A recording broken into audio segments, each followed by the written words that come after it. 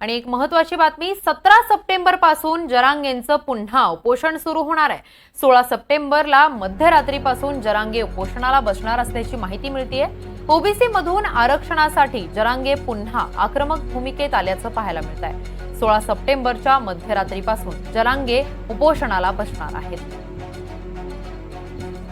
आता या काय कस काय त्याच मागण्या चांगल्या वाटणार, कस काय चांगल्या वाटणार, या काहीच इथून पाठीमागे सगळ्याला गोड लागल्या। आता या काहीच कस काय चांगल्या वाटणार। माझ्या गरीब मराठ्यांसाठी या मागण्या योग्य आणि मी काय हटत नाही, उलट मी बदल करणार आहे थोडा की 17 सप्टेंबरला मुक्तीसंग्राम दिनाच्या दिवशी आमरण उपोषण सुरू करायचं राज्यासाठी, त्याच मागण्या। कारण तो मुक्तीसंग्राम दिनी 16 तारखेला संध्याकाळीच 12 वाजता बसायचं,